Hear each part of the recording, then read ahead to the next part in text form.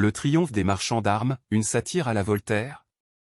Dans un monde où le bon sens est aussi rare qu'un diamant dans une mine de charbon, nous assistons à un spectacle digne des comédies de Molière.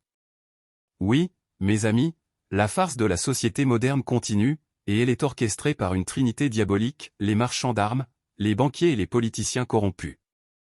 Nos braves marchands d'armes, ces champions du capitalisme sans scrupules, ont réussi à transformer le rêve de la paix en une machine à imprimer de l'argent. Ils vendent des canons comme des baguettes de pain, et les guerres sont leur version sanglante d'une opération promotionnelle.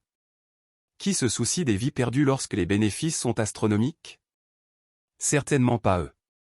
Et que dire de nos banquiers, ces maîtres de la tromperie financière? Ils jonglent avec l'argent comme s'ils jouaient à un jeu de cartes truqué, s'enrichissant au détriment de ceux qui n'ont même pas de quoi se payer un gâteau au chocolat. Les guerres, c'est de l'argent facile pour eux. Ils prêtent de l'argent au gouvernement pour financer les batailles, puis encaissent des intérêts astronomiques. C'est de l'usure au service de la destruction. Quant à nos politiciens, ces virtuoses de la corruption, ils dansent au rythme de la musique jouée par les marchands d'armes et les banquiers. Ils sont prêts à tout pour conserver leur pouvoir, même s'il faut sacrifier des milliers de vies innocentes. Ils parlent de liberté, d'égalité et de fraternité, mais ce ne sont que des mots creux qui masquent leur avidité insatiable. Pendant ce temps, le peuple regarde ce triste spectacle avec incrédulité. On lui dit que les guerres sont nécessaires, que l'argent doit circuler, que les politiciens sont des héros.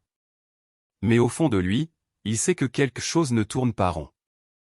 Il sait que les marchands d'armes, les banquiers et les politiciens ne sont que des marionnettes dans une pièce de théâtre macabre. Oh, Voltaire, que dirais-tu de cette comédie humaine? Tu qui as combattu l'obscurantisme et la tyrannie avec ta plume acérée, tu aurais sans doute des mots cinglants à l'égard de cette époque où la cupidité règne en maître et où la raison est reléguée au second plan. En fin de compte, mes amis, il est temps que nous secouions les chaînes de cette trinité diabolique. Il est temps que nous disions non à la guerre, à la cupidité et à la corruption. Il est temps que nous reprenions le contrôle de notre destinée et que nous fassions triompher la véritable liberté, l'égalité et la fraternité. Car si nous ne le faisons pas, la farce continuera, et nous en serons les victimes éternelles.